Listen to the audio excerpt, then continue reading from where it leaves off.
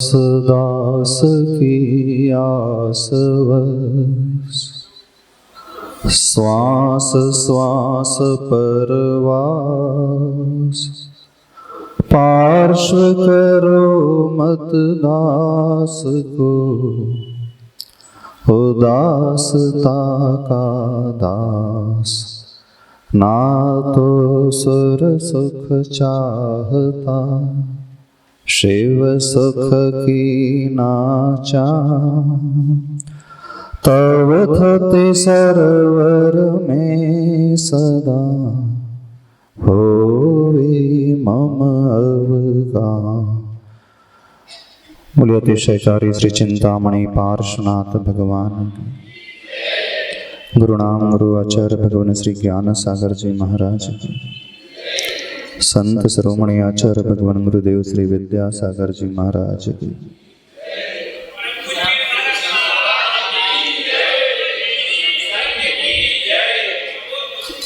बड़ा दुख होता है जब कोई व्यक्ति भक्ति के समय, अभिषेक के समय, शांति धारा करते समय, लाड़ू चढ़ाते समय पैसों की बात करता है। बड़ी पीड़ा होती है जब कोई व्यक्ति बोली की बात करता है। बड़ा विकल्प उत्पन्न होता है, हमें भक्ति करना है, हमें पूजन करना है, हमें शांति धारा करना है, हमें अभिषेक करना है। समाज वाले, कमेटी वाले बोली पहले ला देते हैं। भक्ति और बोली का क्या लेना देना?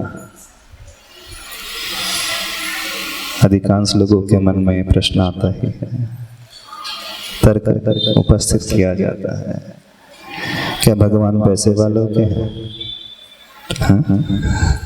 जो गरीब है, जिसके पास क्षमता नहीं है, क्या वो अभिषेक शांति धारा नहीं कर सकता? जो पैसा वाला है लेकिन दुनिया के आगे नाम नहीं चाहता है, बोली लेने की भावना नहीं रखता है, गुप्त से रूप से करता है, तो वो क्या पहले आकर के नहीं कर सकता? प्रश्न तो उठते हैं, बहुतों के मन में उठते हैं, और उठना भी चाहिए, इसमें कोई गलत नहीं बात। लेकिन जब जब जब पैसों की बात आने लगती है तो मन में विकल्प उत्पन्न होता है, आखिर भक्ति और पैसों का संबंध क्या? ऐसा क्यों होता है? होना चाहिए कि नहीं होना चाहिए? यदि हम भक्ति कर रहे हैं और पैसे आ रहे हैं तो सीधा सीधा व्यापार की बात हो गई, लेन देन की बात हो गई। यानी जो खरीद सकता है वो कर लेगा, और जो गरीब है वो नहीं कर पाएगा। कितने लोगों के मन में ये प्रश्न उठता है? नहीं उठता है, सभी के मन में उठता है। यदि भक्ति में पैसा आ रहा है तो ये सबसे गलत परंपरा है, कभी आना ही नहीं चाहिए, बिल्कुल आना ही नहीं चाहिए। भक्ति में सिर्फ भक्ति की ही बात होना चाहिए, और किसी की बात नहीं होना चाहिए। भक्ति में कभी बोली की बात होनी ही नहीं चाहिए, ना अभिषेक में शांति धारा के समय कोई बोली की बात होना चाहिए। क्योंकि जब जब बोली लगेगी, किसी को हीनता का भाव पैदा हो जाएगा, किसी को अभिमान का भाव पैदा हो जाएगा, वो बोली ले लेगा, गर्व का भाव पैदा हो जाएगा, मैंने ले ली। और जो नहीं ले पाएगा वो कोसता रहेगा, हमेशा वही ले लेते हैं, उन्हीं को मिल जाता, हम तो पीछे रह जाते हैं। गरीबी हमें मिली है, पूर्व कर्म के उदय से मिली है, तो क्या जीवन भर हम यही करते रहे? आ जाता है प्रश्न,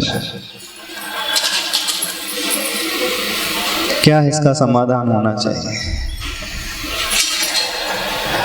भक्ति की यदि हम परिभाषा देखें तो भक्ति उसे कहा जाता है जब व्यक्ति समर्पित होकर के प्रभु से गहरा अनुराग करने लगता है। बहुत गहरा अनुराग, भाव शुद्ध युक्त अनुरागो अरिहंत आदि से पूज्य पुरुषेशु आचार्य कलंक देव स्वामी जी कहते हैं, पूज्यपाद स्वामी जी कहते हैं, भाव शुद्ध युक्त वो समर्पण आ जाए, वो अनुराग हो जाए आपके मन में। और जब वो अनुराग हो जाएगा तो उसके लिए कभी प्रश्न उपस्थित ही नहीं होगा। प्रश्न यदि उपस्थित हो रहा है हमारे मन में तो ये मानना हम हृदय से कुछ बात ही नहीं कर रहे हैं, हम अपनी बुद्धि का प्रयोग कर रहे हैं, हम अपने दिमाग का प्रयोग कर रहे हैं। और जो व्यक्ति हृदय का प्रयोग करता है, समर्पण की बात करता है, समर्पण के लिए वो कभी कुछ देखता नहीं, दिखता है कुछ। अपने बेटे के लिए समर्पित रहता है, कभी पैसे को नहीं तोड़ता वो। अपनी बेटी के लिए बहुत चाह रखता है, राग रखता है, कुछ नहीं देखता वो। अपने बेटी के अच्छे भविष्य के लिए सब कुछ तैयारी कर लेता है, सब कुछ अर्पित करने की भावना संजो करके रख लेता है, जिससे उसका गहरा अनुराग होता है उसके प्रति वो कुछ भी करने को तैयार हो जाता है। और यदि हमारे मन में यह प्रश्न मंदिर में आकर के उपस्थित हो रहा है कि बोली होली क्यों लगाई जाती है, ये पैसे से क्यों तोला जाता है, ये गरीब को क्यों नहीं मौका मिलता है, ये अमीर को ही क्या मौका मिलता है, अमीर को बपौती हो गई है क्या? भगवान पारसनाथ बपौती हो गई क्यों? लगता तो ऐसी है, जो समाज के प्रमुख हैं, बड़े लोग हैं, उन्हें तो अपनी बपौती मान ली है, मंदिर को भी अपनी संपत्ति मान ली, भगवान को भी अपनी बपौती मान करके चल रहे हैं। लगता है प्रश्न पैसे का है ही नहीं, प्रश्न बोली का है ही नहीं। प्रश्न तो इसका है कि हमारा अनुराग कितना है प्रभु से, हमारे भाव कितने हैं प्रभु के प्रति, हमारा जुड़ाव कितना है प्रभु के प्रति, हम अपने प्रभु के लिए क्या करने को तैयार हो जाएंगे। कभी बोली नहीं लेंगे, हम बोलते हैं कभी बोली लेना ही नहीं चाहिए। पैसे की बात कभी आना ही नहीं चाहिए, किसी के मन में भी नहीं आना चाहिए पैसे की बात।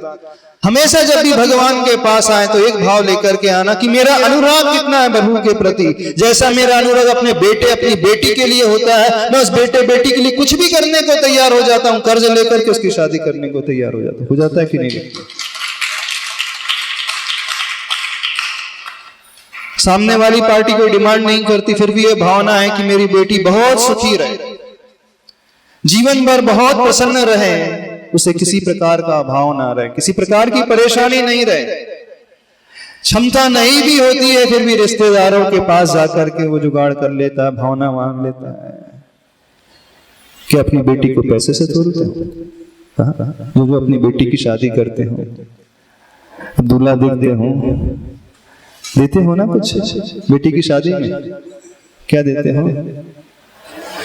जो लोग बोलते हैं हम 50 लाख की कर रहे हैं, 30 लाख की कर रहे हैं, 40 लाख की कर रहे हैं, फिर हमें दुख होने लगता है। इन्होंने तो अपनी बेटी की कीमत 30-40 लाख रुपए लगा ली, बेटी की कीमत 40-50 लाख 1 करोड़ लगा ली। बेटी की आगे 50 लाख की कोई वैल्यू तो नहीं होती कि होती है वैल्यू? कोई वैल्यू नहीं होती है।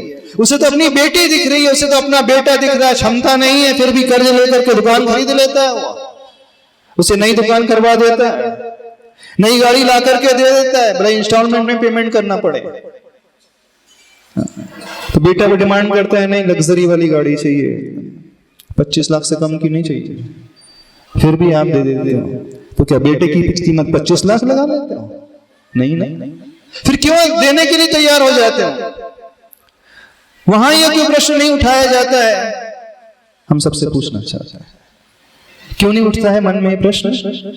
प्रश्न इसलिए नहीं उठता है कि तू मेरा बेटा है, ये मेरी बेटी है, ये मेरी माँ है, माँ के लिए मैं कुछ भी अर्पित कर सकता हूँ, माँ के लिए कुछ भी ला सकता हूँ, अपने पिता के लिए कुछ भी कर सकता हूँ। क्यों नहीं कर सकता हूँ? जिसने मुझे जन्म दिया है, जिसने मुझे संस्कार दिए हैं, जिसने मुझे सब कुछ सिखाया, चलना बोलना खड़ा होना पढ़ना लिखना, उसके इलाज के लिए आ गया।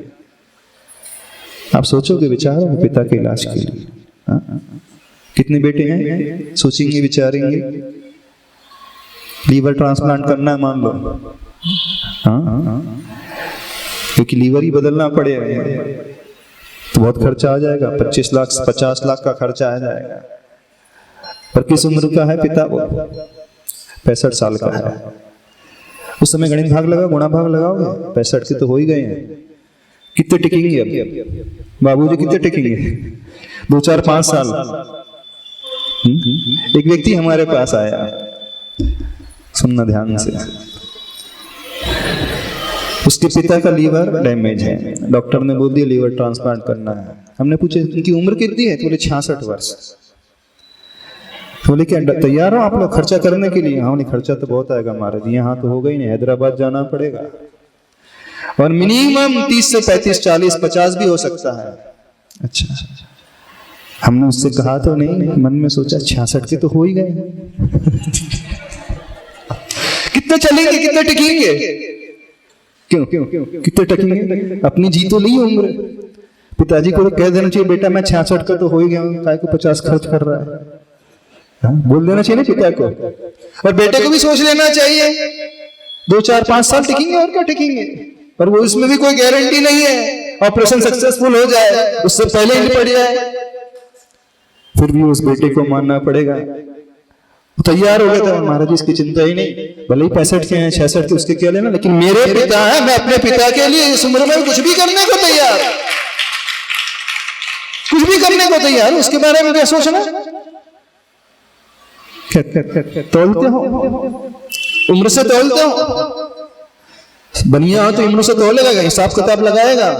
10 साल के लिए 65 लाख खर्च करना, 40 लाख खर्च करना, और खर्च होने के बाद भी जिंदगी कैसी जिएंगे? वो बिस्तर में पड़े रहेंगे, उनकी जिंदगी में भी कोई आनंद नहीं रहेगा, कुछ खुशियां नहीं रहेगी। बोले ऐसी जिंदगी से जीने से ही मतलब क्या? वहां तोलता है व्यक्ति। कितने लोग तोलते हैं? कितनी संतानें ऐसी हैं जो अपने पिता के लिए विचार करेंगी? पंचम काल में मिल भी जाएंगे, कोई भरोसा नहीं है, यहाँ पे तो मिल जाएंगे ना। लेकिन उस बेटे की बात को सुनकर बड़ी प्रसन्नता हुई कि देखो इसने यहाँ पर यह दिमाग नहीं लगाया, बुद्धि नहीं लगाया, हिसाब किताब नहीं लगाया, जोड़ घटाना नहीं लगाया, 40 लाख 50 लाख खर्च करना है और कितना उन्हें जीना है, और उसमें भी गारंटी नहीं है, भी हो सकता है ऑपरेशन फेल हो गया तो बीच में भी निपट जाएगा। फिर भी वो तैयार हो गया। जब जब अपने पिता के लिए बात आती है, माँ के लिए बात आती है, पुत्र के लिए आती है, पुत्री के लिए आती है, तो व्यक्ति सब कुछ तैयार कर देता है, सब कुछ हो जाता है, अंदर से तैयार हो जाता है, कभी गुणा भाग नहीं लगाता, कभी नहीं लगाता। एक माँ को हमने ऐसे देखा है, उसका बेटा 15 साल का, मेंटली हैंडीकैप, चल नहीं सकता, बोल नहीं सकता, सारे कार्य नहीं कर सकता, उसको समझ में नहीं आता। तो जन्मजात होते हैं ना बच्चे कुछ ऐसे, उनकी बुद्धि, उनका ब्रेन ही डेवलप नहीं होता है। जब ब्रेन ही डेवलप नहीं होता तो बॉडी, उनके संकेत ही प्रॉपर नहीं पहुंचते हैं, और उनकी बॉडी एक अलग ही प्रकार का स्ट्रक्चर को लिए हुई होती है। जितने भी ऐसे बच्चे होते हैं उनका चेहरा एकदम उसी टाइप का होता है। जितने भी ऐसे बच्चे होते हैं, मेडिकल टर्म्स में हमें याद नहीं आ रहा क्या कहा जाता है, कुछ ऐसा कोई नाम आता है पर्टिकुलर, एबनॉर्मल तो होता है लेकिन एक पर्टिकुलर नाम होता है ऐसे बच्चों को, ऐसे डिजीज का। अब वो बच्चा 15 साल का हो गया है और उनकी लाइफ भी ज्यादा नहीं रहती, 25 तक ही रहती है, ऑन एन एवरेज 25 तक ही जीते हैं।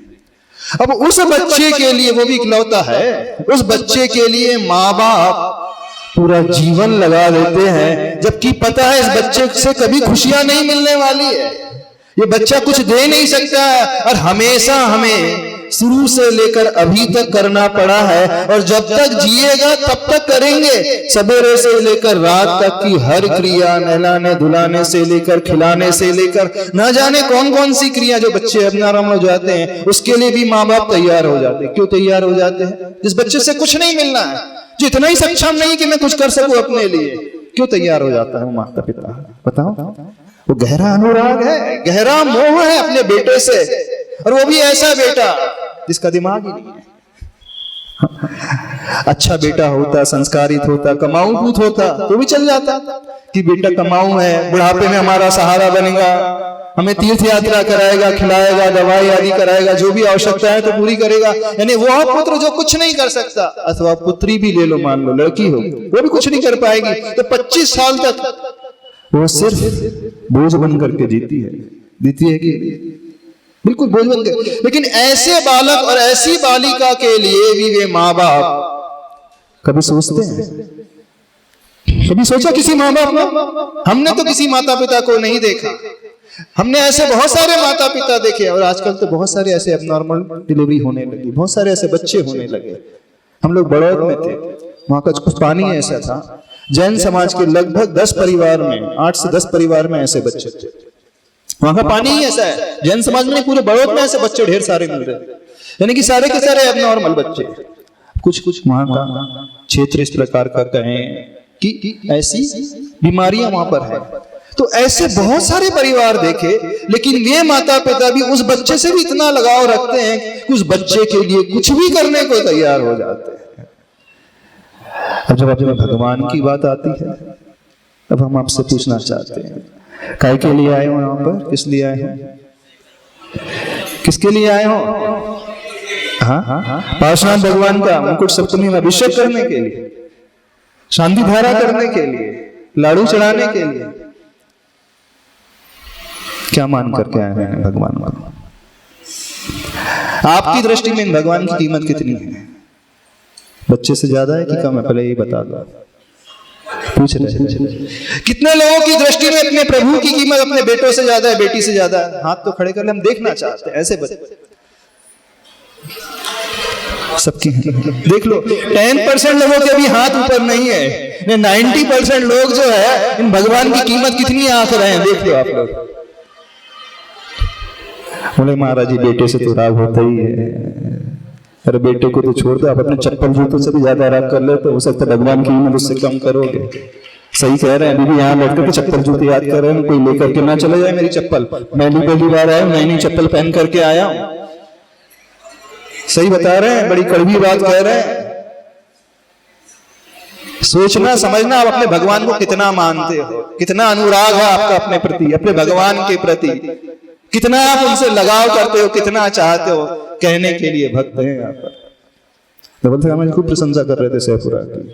जब वो प्रशंसा कर रहे थे तो हम सोच रहे थे इतने सारे लोग बैठे हैं, वास्तव में भक्त हैं कितने यहाँ पे? भीड़ के तो भक्त बहुत सारे हैं, भीड़ भराने वाले तो बहुत सारे हैं, लेकिन असली भक्त कितने हैं? कौन हमें बताएगा? पूर्व अध्यक्ष कौन है यहाँ पे? पूर्व अध्यक्ष कौन है जिन्हें बहुत अनुभव है, बूढ़े बुजुर्ग होंगे? हाँ लल्ला भैया, बताओ कितने असली भक्त हैं यहाँ भगवान के? वर्तमान अध्यक्ष बता दो कितने भक्त हैं असली वाले, बता दो कितने? जितने 16 पहन करके आए सारे असली भक्त हैं। सोच लेना जो बोल रहे हो, विचार कर लेना। अभी वो काम है, आज तक कोई बोली लगाएगा, फिर मन में कुड़कुड़ाने लगेंगे, फिर बोली वाली बात आ गई, फिर पहले अभिषेक वाली बात आ गई, पहला कलश कौन करेगा, पहले अभिषेक कौन करेगा, फिर अमीरों वाली बात आ गई, बपौती समझ ली लोगों ने, उनकी बात आ गई है। जो दान दे सकता है, जो पैसे से बोली ले सकता है वो तो कर लेगा, लेकिन मैं नहीं दे सकता हूं तो मैं करूं नहीं क्या? कुड़कुड़ाएंगे कि नहीं? बोलेंगे कि नहीं? पीछे ही पीछे धीरे धीरे बोलेंगे। यदि ऐसा भाव मन में आ रहा है तो समझना आपने इन्हें भगवान माना ही नहीं है। आप तो यहाँ पर भी लेन देन कर रहे हो, भगवान को पैसे से तौल रहे हो। अरे पैसे से तौलने की कोई बात ही नहीं होती। जैसे अपने बेटे बेटी को पैसे से नहीं तौलते हो ना, अपने माता पिता को पैसे से नहीं तौलते हो ना, उनके लिए कुछ भी करने को तैयार हो जाते हो।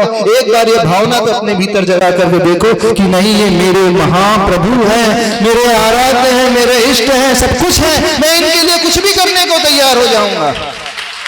अब जिसके मन में यह भाव पैदा हो जाता है वो बोली देखता ही नहीं, कभी नहीं देखेगा वो बोली, वो पैसे को तोलेगा ही नहीं। उसकी दृष्टि में पैसा नहीं आ रहा, उसकी दृष्टि में क्या आ रहा? भगवान आ रहे हैं।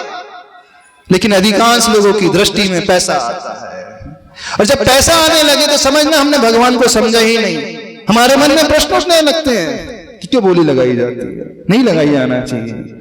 उससे तो हमें हीनता का भाव आता, दीनता का भाव आता, हम कभी नहीं कर पाते। यहाँ प्रश्न बोली लेने का है ही। कभी बोली से मत सौला करो भगवान को। जैसे अपनी बेटी की शादी में आप पैसे से तौलते हो, आप हमेशा ये देखते हो कि मेरी बेटी खुश कहाँ रहेगी, प्रसन्न कहाँ रहेगी, जीवन सुखी कहाँ रहेगा। हो सकता है सामने वाले की कोई डिमांड ना हो, जरूरी थोड़ी दहेज ही मांगे सामने वाला तब आप अपनी बेटी के लिए देते हो, नहीं देते हो ना। आजकल तो दहेज की परंपरा वैसे ही बहुत कम हो गई है, लेकिन हर माँ बाप फिर भी यही सोचता है कि नहीं, जीवन भर कमाया है तो वो अपने बेटे और बेटी में कोई अंतर नहीं रखता। बोले मैं अपने बेटे के लिए इतना देता हूं, उसके लिए प्रॉपर्टी दी है, दुकान दी है, तो बेटी के लिए भी क्यों मैं पीछे रहूं। यानी वहां पर कभी पैसा नजर आता है? नहीं नजर आता है, वहां तो वह आत्मीयता नजर आती है। एक बात कहना है सभी लोगों से, भगवान से आत्मीयता से जुड़ना सीखो। कैसे आत्मीयता से जुड़ो? देखो कभी गुरुवर को देखना, जब आचार्य भगवान का विहार रहली से अंतरिक्ष पार्श्वनाथ तक हुआ तो बड़ा एक प्रश्न उठता था, आखिर इतनी परेशानी में, इतनी बीमारी में शरीर में शक्ति नहीं थी, इतनी प्रतिकूलताएं, और इतनी प्रतिकूलताओं में आचार्य भगवान गर्मी में विहार किए। समझना, उस समय किसी का विहार नहीं हुआ था। 24 मई की बात है, शायद 24 या 23 मई की बात, 23 मई। उस समय गर्मी यानी 9 तपा शुरू ही हो रहे थे। समझना इस बात को, वो पीक गर्मी कहलाती है, 9 तपा शुरू ही हो रहे थे। तो क्यों आचार्य भगवान इतने कष्ट सहन करके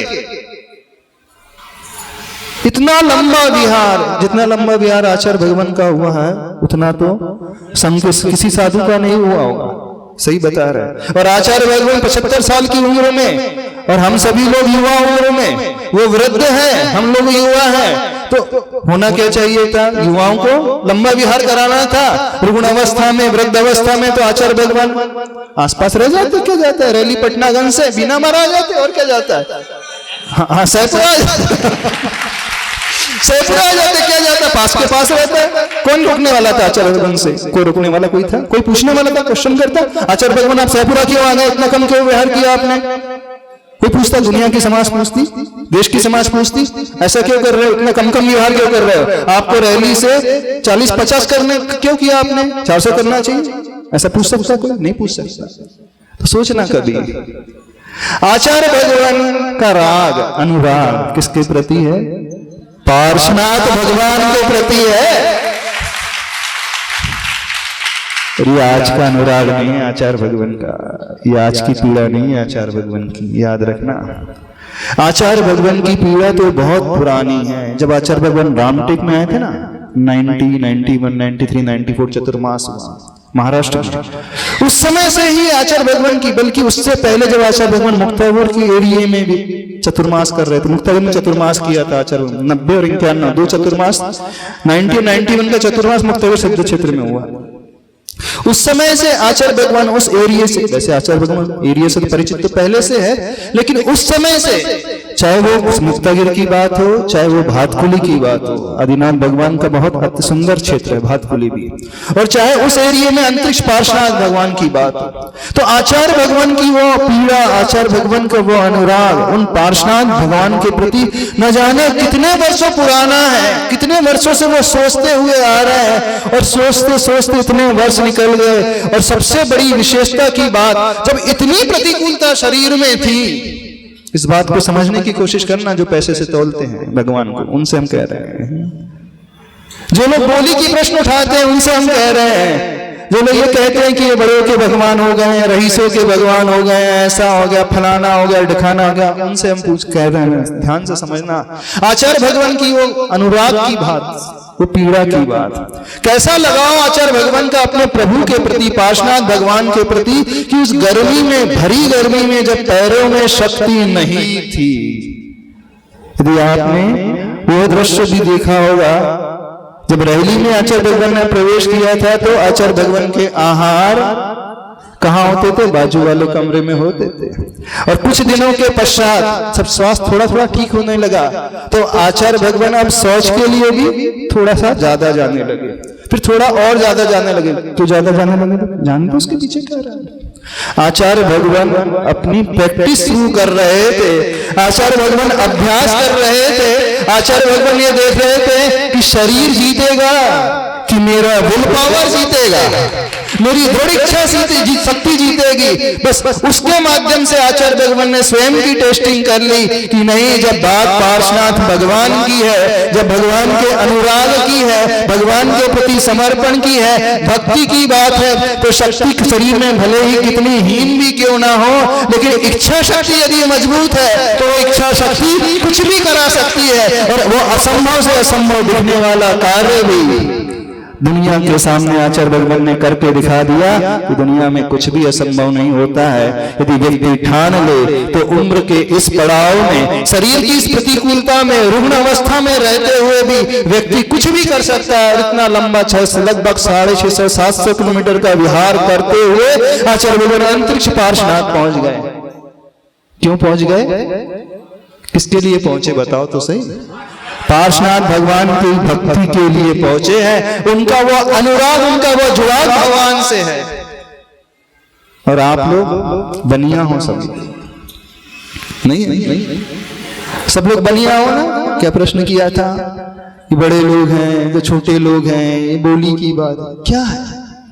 जब जब पैसा दिखने लगे तो समझना आपने भगवान इन्हें माना ही नहीं है। अरे पैसे की बात ही नहीं है यहाँ पे। यदि आपके पास पैसा नहीं है तो एक नियम ले लो ना, आज पार्श्वनाथ भगवान की वो मोक्ष कल्याण का दिन है, मैं भगवान के चरणों में कुछ अर्पित करूंगा, अपनी सारी बुराइयों को अर्पित करके अभिषेक शांति धारा करूंगा। लो नियम, ये परेशान क्या हो? हम कहाँ कह रहे हैं पैसे की बात लेके आओ, आप वो समर्पण तो लेकर के आओ। नहीं, भगवान की भक्ति के लिए मैं कुछ भी तैयार करूं, किसी भी कार्य के लिए तैयार हूं। नहीं है आपके पास पैसा है तो अपनी सारी बुराई त्याग करो, मैं सारे व्यसन त्याग करता हूं, और इस व्यसन के त्याग के कारण यहाँ पर अभिषेक शांति धारा कराओगे कि नहीं? उनके लिए शांति धारा करवाओगे?